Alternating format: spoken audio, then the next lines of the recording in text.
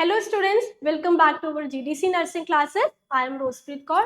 तो बच्चों, आज हम पढ़ेंगे पल्मोनरी वॉल्व रीगर्जिटेशन के बारे में, जिसमें हम वल्वुलर हार्ट डिफेक्ट्स पढ़ रहे हैं। तो सारे वॉल्व के जो डिफेक्ट्स है वो हम पढ़ चुके हैं। तो आज हमारा लास्ट वल्वुलर हार्ट डिफेक्ट है, that is pulmonary valve regurgitation. Stenosis हम इसका ऑलरेडी जो है वो कवर कर चुके हैं। तो आज रीगर्जिटेशन की बारी है। तो रीगर्जिटेशन क्या होता है बच्चों? बैक फ्लो होना। किसका? ब्लड का। यहां पर ब्लैक फ्लो होगा। किसका? Back flow of blood. क्योंकि यहां पर हमारा जो पल्मोनरी वॉल्व है does not completely tight and close. क्या बोल रहे कि पल्मोनरी वॉल्व रीगर्जिटेशन में क्या होता है कि यहाँ पर क्या होता है कि हमारा जो ब्लड है बच्चे उसका बैक फ्लो होने लगता है। किसकी वजह से? क्योंकि यहाँ पर हमारा जो पल्मोनरी वॉल्व है वो कंप्लीटली टाइट और क्लोज नहीं हो पाता है। सो चलिए हम डिटेल में बच्चे इसको स्टडी करते हैं। तो वीडियो स्टार्ट करने से पहले मैं आपसे कहना चाहूंगी कि हमारे चैनल को सब्सक्राइब करें, बेल आइकन को प्रेस करें, और इससे क्या होगा कि आने वाले सारे नोटिफिकेशंस, जो भी इंफॉर्मेशन हम अपने चैनल पे आपको दे रहे हैं नर्सिंग से रिलेटेड, कोई भी सब्जेक्ट से रिलेटेड, नर्सिंग के सब्जेक्ट से रिलेटेड, वो आप तक पहुंच जाएगी। तो उसके लिए हमारे चैनल को सब्सक्राइब करें। तो चलिए स्टार्ट करते हैं बच्चे। So pulmonary regurgitation is a condition in which the pulmonary valve is incompetent and allows backflow from the pulmonary artery to the right ventricle of the heart during diastole. तो बोल रहे हैं यहाँ पर कि पल्मोनरी रीगर्जिटेशन क्या है, कैसा कंडीशन है बच्चे जहां पर हमारा जो पल्मोनरी वॉल्व है वो इनकॉम्पिटेंट हो जाता है। मतलब कि उसका जो कैपेबिलिटी है वो यहाँ पर लूज हो जाती है, और इसकी वजह से बैक फ्लो होता है। किसका? ब्लड का। कहां से? पल्मोनरी आर्टरी से राइट वेंट्रिकल तक। हार्ट की पल्मोनरी आर्टरी से राइट वेंट्रिकल तक क्या होगा? बैक फ्लो होता है ब्लड का during the period of diastole period के टाइम पर। So this is the introduction of the pulmonary regurgitation. Next आते हैं डेफिनेशन के ऊपर। तो अभी डेफिनेशन क्या है हमारी पल्मोनरी रीगर्जिटेशन की, तो देखते हैं। Pulmonary regurgitation occurs when the pulmonary valve does not completely close and allow some blood to leak back into the heart। तो बहुत ही इजी सी यहाँ पर डेफिनेशन जो है वो बताई गई है। कह रहे हैं यहाँ पर कि पल्मोनरी रीगर्जिटेशन तब अकर होता है जब हमारा पल्मोनरी वॉल्व जो है वो कंप्लीटली क्लोज नहीं होता है और कुछ ब्लड जो है वो हार्ट में लीक होता रहता है। क्योंकि पल्मोनरी वॉल्व कंप्लीट ना होने की वजह से, ना कंप्लीट क्लोज होने की ना वजह से यहाँ पर ब्लड जो है वो हार्ट में लीक होता रहता है। So this is the definition of the pulmonary valve regurgitation. Next आते हैं कॉजेस के ऊपर। अभी किन कॉजेस की वजह से, किन कारण की वजह से जो है वो पल्मोनरी वॉल्व रिगर्जिटेशन जो है वो अकर होता है, तो वो हम देखते हैं। तो पहला है बच्चे हमारा pulmonary hypertension.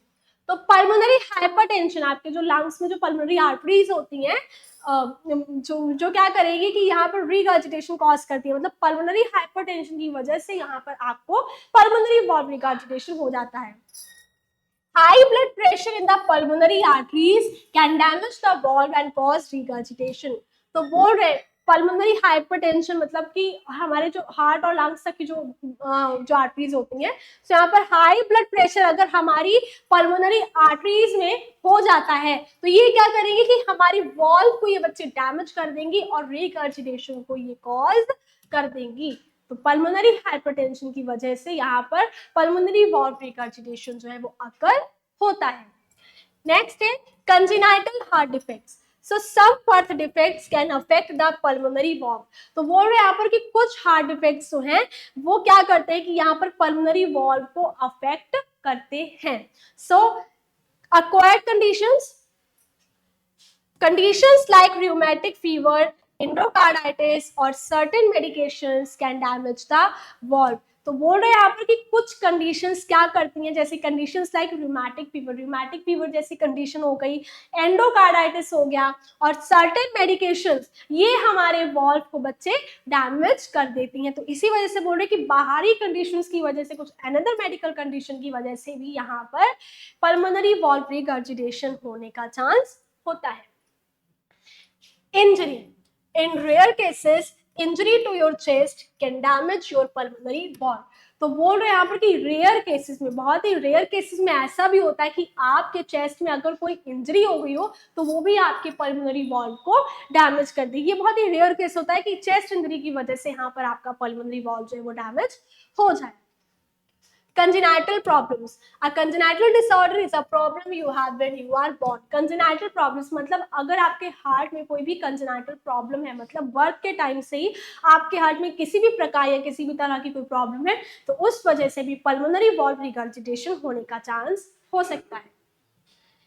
Medical procedures. Surgery or other treatments for congenital heart problems like tetralogy of Fallot or pulmonary stenosis can sometimes lead to pulmonary regurgitation years later.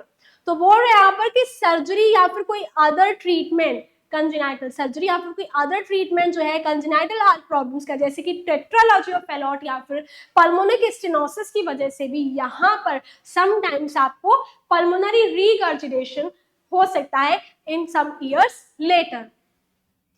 Idiopathic, idiopathic का मतलब होता है बच्चे अननोन,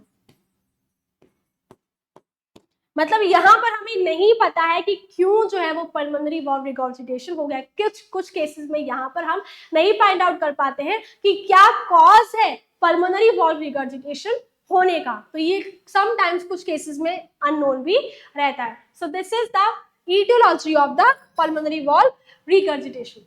अभी यहाँ पर हम आते हैं साइन एंड सिम्टम्स पर, मतलब कि कैसे हम पता कर सकते हैं क्या साइन एंड सिम्टम्स हैं वो पेशेंट को शो होंगे in the case of the pulmonary valve regurgitation.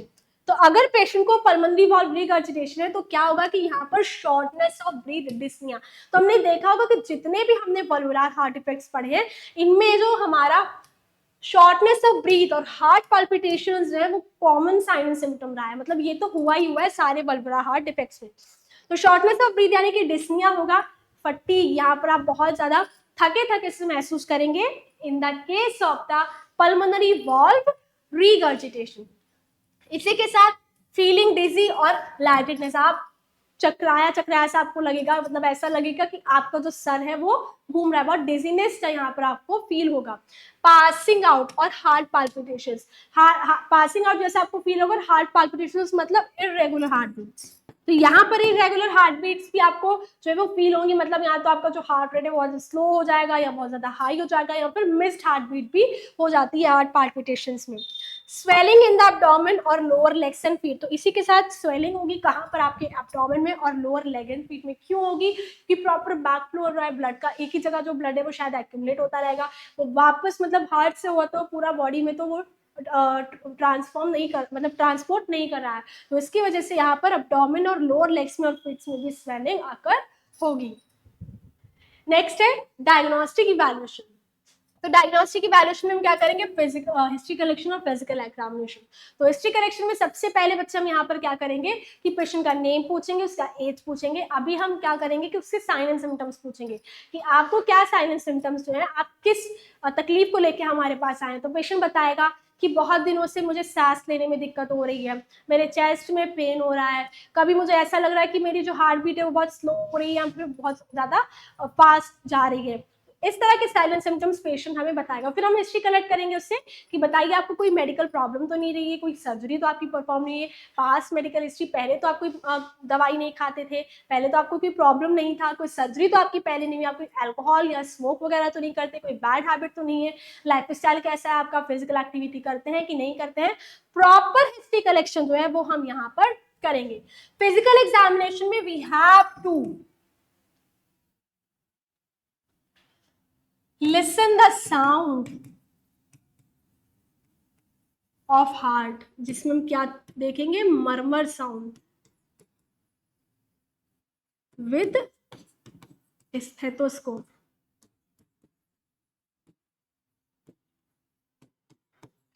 तो यहाँ पर फिजिकल एग्जामिनेशन में जो डॉक्टर है वो क्या करेगा, स्टेथोस्कोप के थ्रू हार्ट की साउंड को लिसन करेगा, सुनेगा कि अगर हार्ट में से मरमर साउंड आ रहा है तो इसका मतलब कि पेशेंट को कोई ना कोई वल्वुलर हार्ट इफेक्ट प्रेजेंट है। तो फिजिकल एग्जामिनेशन में क्या करते हैं कि हार्ट में से साउंड को सुनते हैं स्टेथ के थ्रू। नेक्स्ट आता है इलेक्ट्रोकार्डियोग्राम। तो इलेक्ट्रोकार्डियोग्राम क्या होता है कि टू असेस द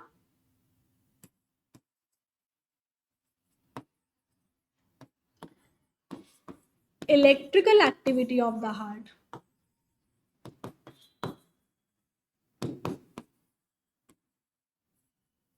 क्योंकि यहाँ पर पेशेंट को क्या हो रहा है कि हार्ट पाल्पिटेशंस भी हो रहा है, तो इलेक्ट्रोकार्डियोग्राम के थ्रू हम क्या करेंगे कि पेशेंट के हार्ट के इलेक्ट्रिकल सिस्टम को असेस करेंगे कि कितना बेहतर तरीके से जो है पेशेंट का इलेक्ट्रिकल सिस्टम वर्क कर रहा है, कहीं उसमें कोई गड़बड़ तो नहीं हो गई है। तो ये चीज हम किससे देखेंगे बच्चे? इलेक्ट्रोकार्डियोग्राम टेस्ट के थ्रू देखेंगे। इकोकार्डियोग्राम फिर करेंगे। इकोकार्डियोग्राम क्या होता है? Ultrasound of heart. तो इकोकार्डियोग्राम यानी कि अल्ट्रासाउंड करेंगे इसमें हार्ट का, जिसमें हम क्या करते हैं वॉल्व को टू विजुअलाइज द वॉल्व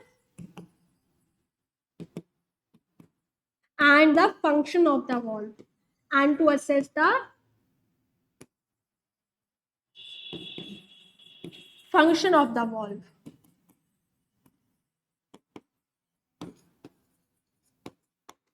तो यहाँ पर इकोकार्डियोग्राम में हम क्या करते हैं? हार्ट का अल्ट्रासाउंड करते हैं, जिसमें हम वॉल्व को अच्छे से विजुअलाइज करते हैं, देखेंगे कि कौन से वाले वॉल्व में प्रॉब्लम है और उस वॉल्व का फंक्शन कैसा है। तो इकोकार्डियोग्राम में हम वॉल्व को विजुअलाइज करेंगे और उसके फंक्शन को हम असेस करेंगे। नेक्स्ट आते हैं बच्चे चेस्ट एक्सरे के ऊपर। तो चेस्ट एक्सरे में हम क्या करते हैं? To assess the size and shape of the heart and lungs। तो चेस्ट एक्सरे में हम क्या करेंगे कि यहाँ पर हम चेस्ट के साइज और शेप को क्या करते हैं बच्चे? असेस करते हैं। चेस्ट एक्सरे में हम हार्ट और लंग्स के साइज को चेक करेंगे। MRI, magnetic resonance imaging. तो ये मैग्नेटिक रेजोनेंस इमेजिंग क्या है बच्चे? एडवांस टेक्नोलॉजी है।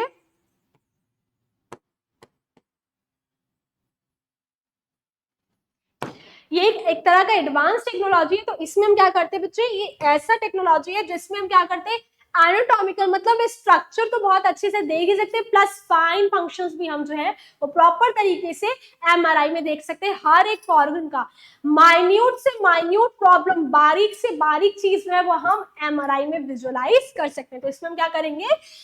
To anatomical and physiological structure अच्छे से देख सकते हैं।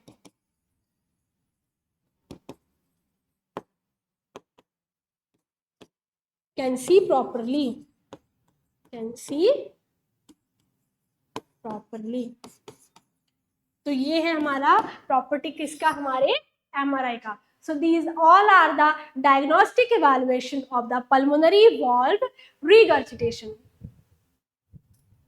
अभी आते हैं मेडिकल मैनेजमेंट के ऊपर। तो मेडिकेशन जो है वो पल्मोनरी वॉल्व या फिर वॉल्व डिफेक्ट्स के लिए बहुत ज्यादा यूजफुल नहीं होती हैं। हम सिर्फ सिम्टम्स जो है इससे थोड़ा रिलीव कर सकते हैं। So medications are not effective for pulmonary regurgitation, symptomatic management only। तो यहाँ पर बोल रहे हैं कि मेडिकेशंस होती हैं पल्मोनरी वॉल्व रिगर्जिटेशन के लिए बहुत इफेक्टिव नहीं होती हैं, सिर्फ हम सिम्टोमेटिक मतलब सिम्टम्स को ट्रीट या सिम्टम्स को मैनेज करने के लिए यहाँ पर मेडिकेशंस का यूज करते हैं, जिसमें हम क्या करेंगे बच्चे? डायरेटिक्स का सबसे पहले यूज करते हैं। डायरेटिक्स का यूज क्यों करते हैं? To remove the excess fluid from the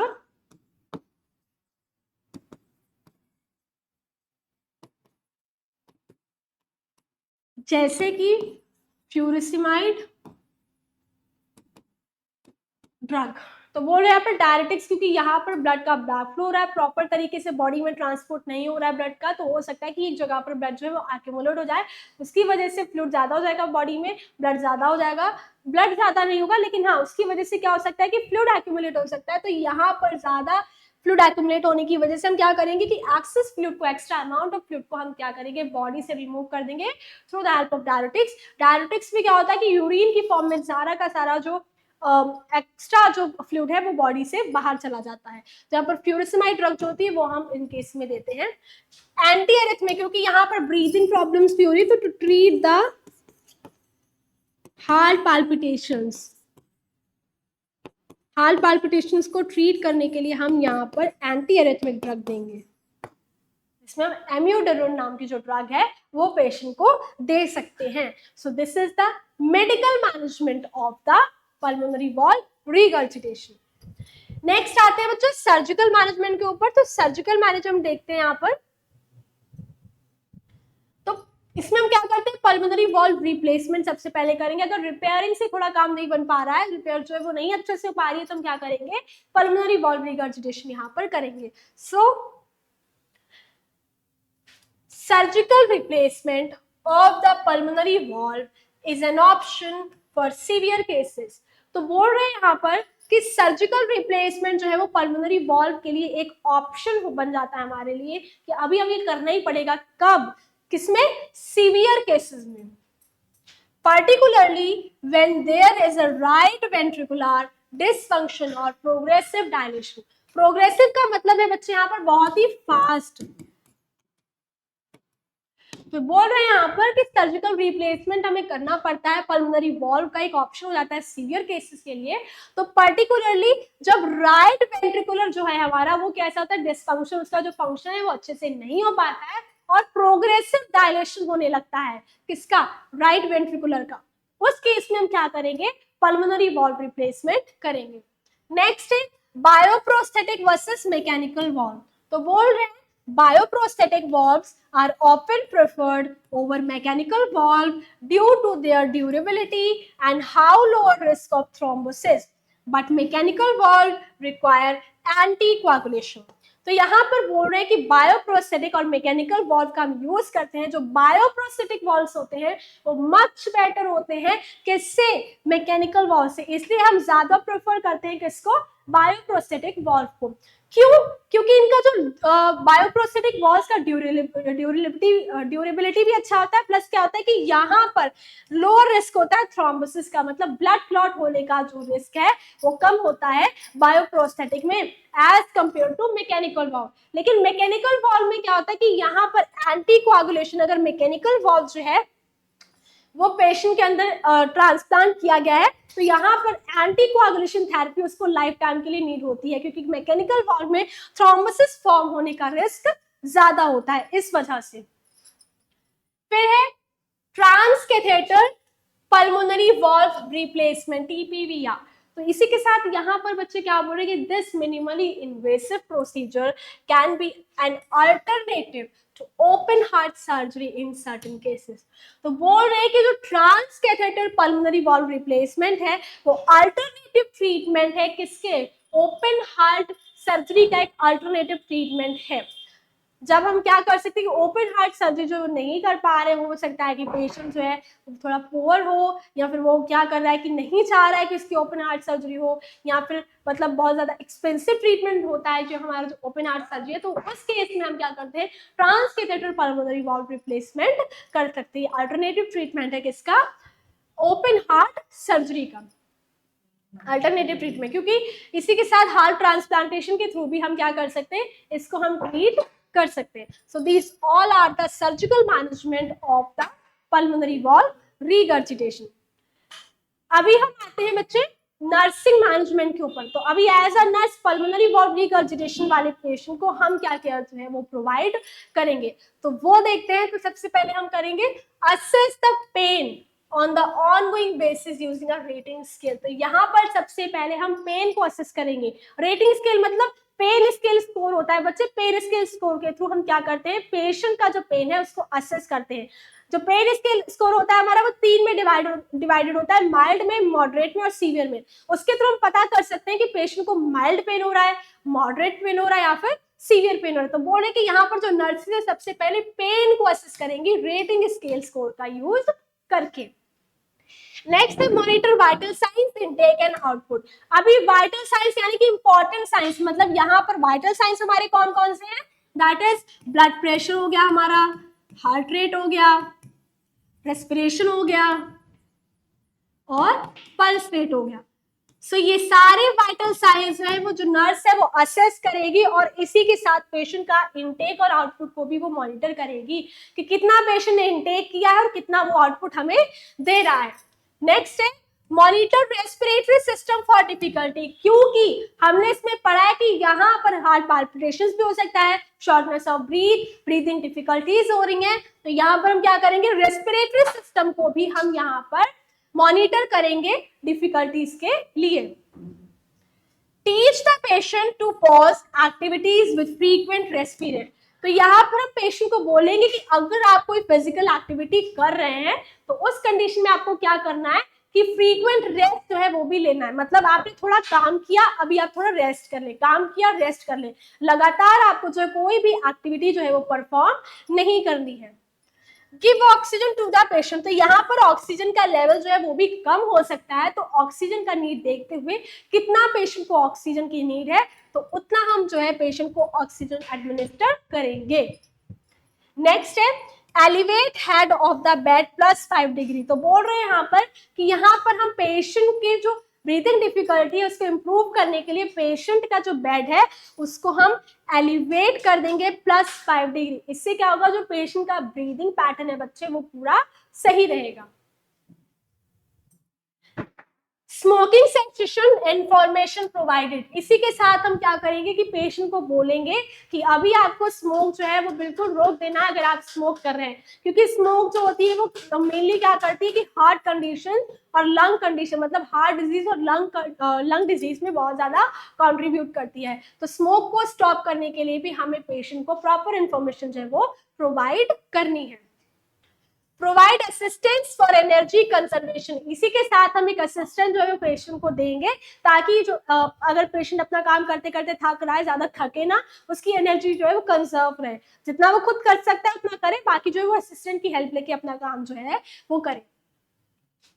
exercise tolerance is assessed and daily exercise is planned according to the tolerance, इसी के साथ हम असेस करेंगे कि पेशेंट कितना एक्सरसाइज में वो टॉलरेट कर सकता है, मतलब कितना टाइम वो फिजिकल एक्टिविटी करेगा और कितना जो है वो सह सकता है, तो उसी के अकॉर्डिंग हम डेली जो है रेगुलर बेसिस पर पेशेंट को हेल्प करेंगे कि वो फिजिकल एक्टिविटी जो है वो परफॉर्म करे।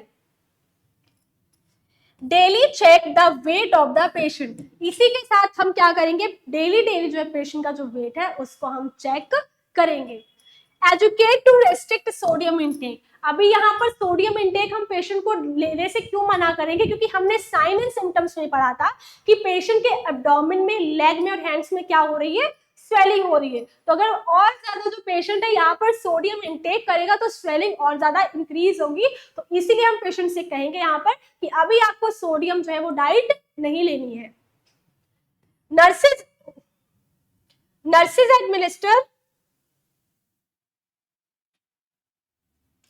administer oxygen as needed to improve oxygen saturation, especially if patient experience shortness of breath, तो हमने साइन एंड सिम्टम्स में ये भी पढ़ा था कि पेशेंट को डिज्निया हो सकता है, मतलब शॉर्टनेस ऑफ ब्रीथ यहाँ पर है, तो उस केस में हम यहाँ पर क्या करेंगे कि ऑक्सीजन सैचुरेशन के लेवल को मेंटेन करने के लिए पेशेंट को ऑक्सीजन एडमिनिस्टर करेंगे, जितना पेशेंट को ऑक्सीजन चाहिए उतना हम एडमिनिस्टर करेंगे to if patient experience the shortness of breath problems.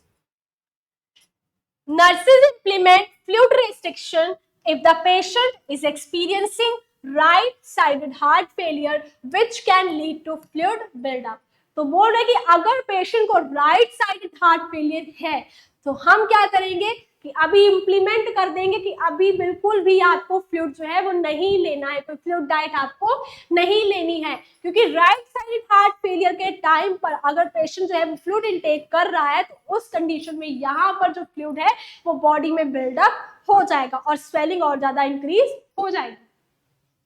Nurses administer diuretics, अभी मैंने हर लेक्चर में आपको बताया कि डायरेटिक्स हम क्यों लेते हैं, to remove the excess fluid from the body, क्योंकि क्या हो गया है, बॉडी में स्वेलिंग हो गई है। तो डायरेटिक्स यहाँ पर हम एडमिनिस्टर करेंगे, help to reduce fluid volume and relieve heart failure symptoms. तो बोल रहे डायरेटिक्स इसलिए देंगे ताकि फ्लूइड वॉल्यूम को हम रिड्यूस कर सके और हार्ट फेलियर के जो सिम्टम्स है उनको भी हम कम कर सकें। Nurses explain pulmonary regurgitation to patients, including its causes, severity and potential complications. इसी के साथ जो नर्स है वो प्रॉपर्ली एक्सप्लेन करेगी किसके बारे में, पल्मोनरी रीगर्जिटेशन के बारे में। अभी हमें पूरा नॉलेज है कि पेशेंट को ये जो है वो कंडीशन हुई है, पेशेंट को अगर हम बताएंगे कि आपको पल्मोनरी रीगर्जिटेशन हुआ है तो वो बहुत डर जाएगा कि पता नहीं कौन नई बीमारी जो है मुझे हो गई है, कौन सी भयानक बीमारी हो गई है। तो प्रॉपर तरीके से हम प्रॉपर उन्हीं की लोकल लैंग्वेज में हम उनको प्रॉपर एक्सप्लेन करेंगे और इसके कॉजेज क्या है वो भी बताएंगे कि आपको ये क्यों हुआ है, प्लस सीवियरिटी कितनी है, कितना ये सीवियर है आपके अंदर और इसके पोटेंशियल कॉम्प्लिकेशंस क्या हो सकते हैं। Nurses play a vital role in preparing patients for and supporting them after pulmonary valve replacement surgery। इसी के साथ नर्सेस क्या करेगी, वाइटल रोल यहाँ पर प्ले करती है, पेशेंट को सर्जरी के लिए प्रिपेयर करेगी, सपोर्ट करेगी और उसी के बाद सर्जरी के बाद भी पल्मोनरी वॉल्व रिप्लेसमेंट सर्जरी के बाद भी उसको पूरा असेस करेगी और सपोर्ट करेगी और प्रॉपर जो है उसके ऊपर केयर करेगी। Nurses monitor patients closely after surgery, including heart rate, blood pressure and oxygen saturation। इसी के साथ जो नर्सेज हैं वो पेशेंट को क्लोजली मॉनिटर करेंगी, मतलब सर्जरी के बाद हर चीज अच्छे से देखेंगे कि पोस्ट ऑपरेटिव केयर उनका करेंगे, प्रॉपर वाइटल्स देंगी क्योंकि हो सकता है कि यहाँ पर डेविएशन हो जाए वाइटल्स में आफ्टर द सर्जरी। और इसमें क्या करेंगे, हार्ट रेट को, ब्लड प्रेशर को और ऑक्सीजन सैचुरेशन को अच्छे से वो असेस करेंगी। Nurses educate patients about the importance of anticoagulation after pulmonary valve replacement, especially with mechanical valve।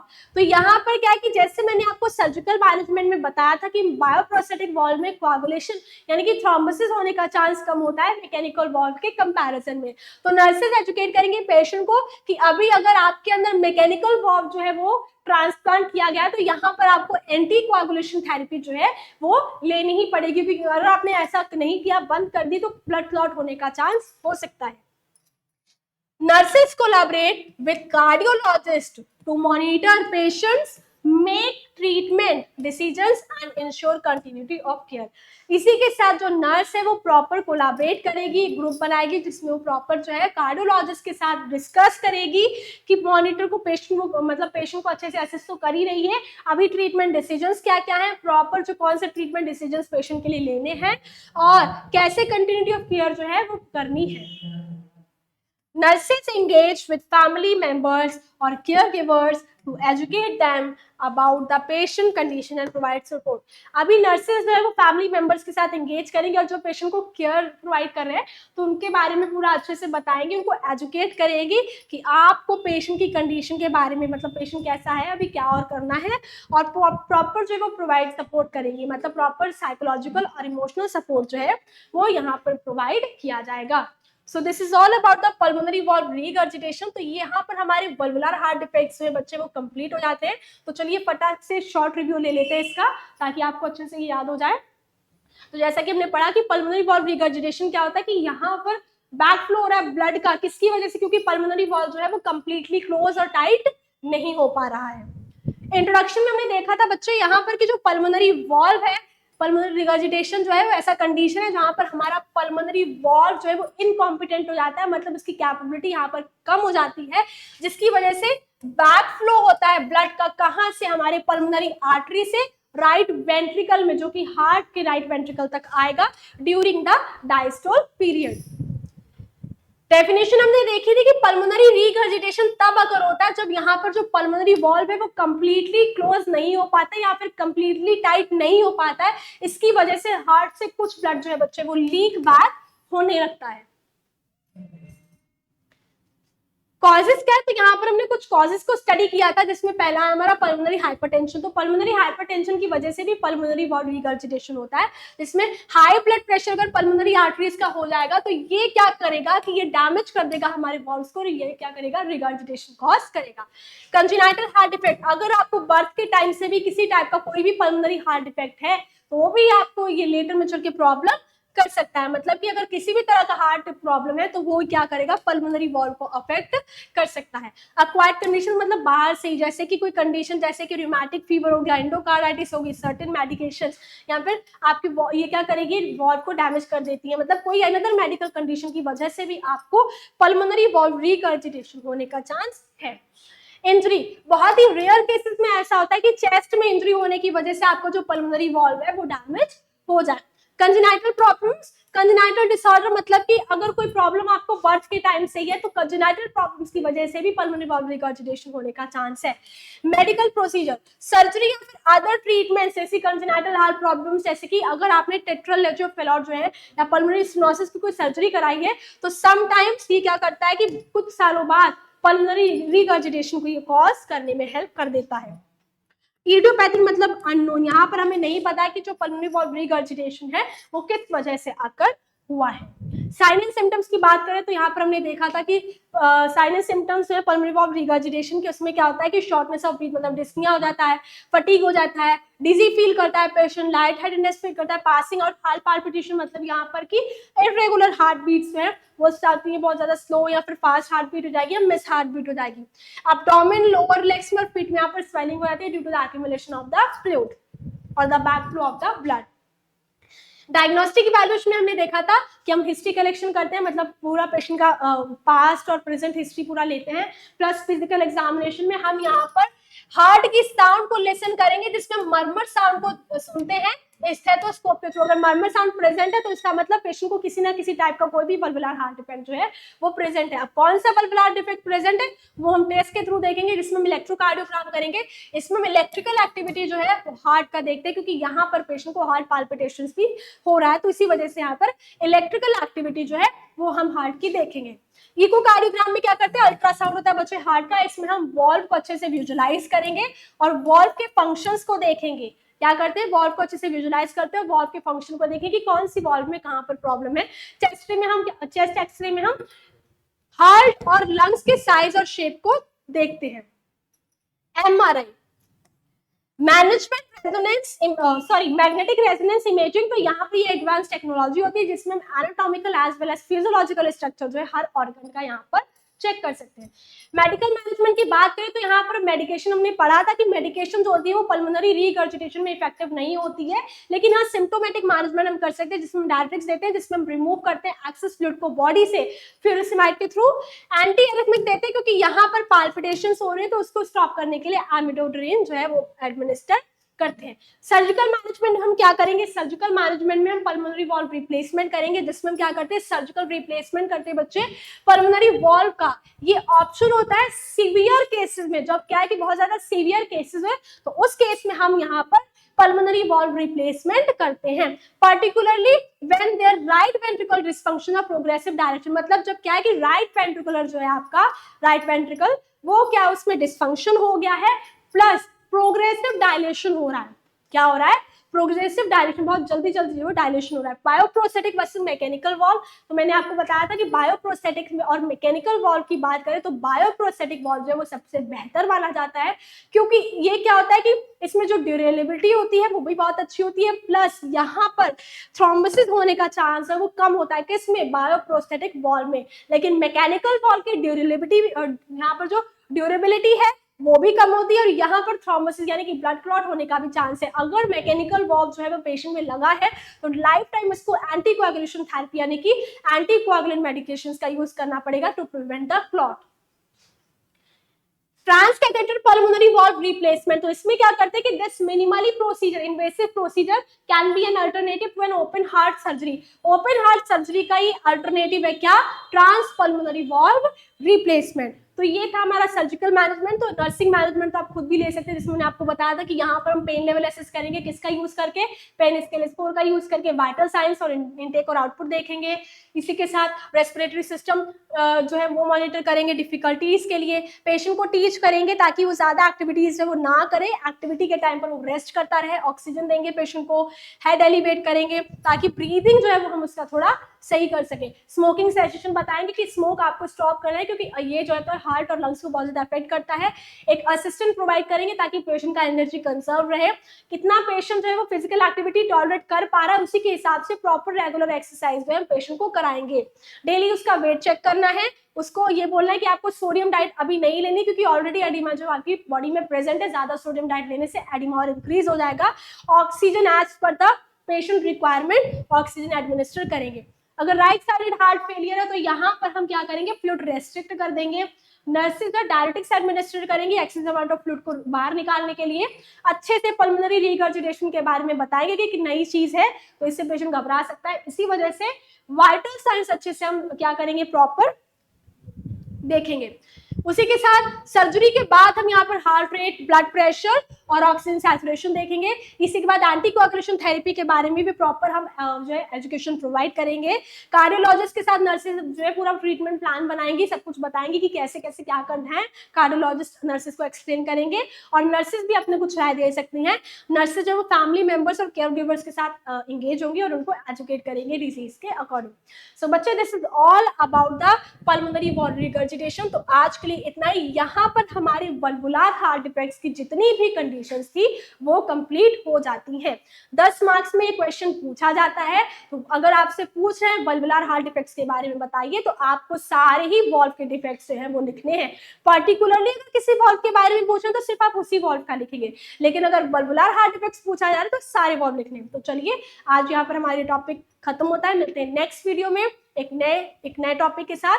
तब तक बने रहिए हमारे चैनल के साथ। हमारे चैनल को सब्सक्राइब करें और बेल आइकन को प्रेस करें। Thank you.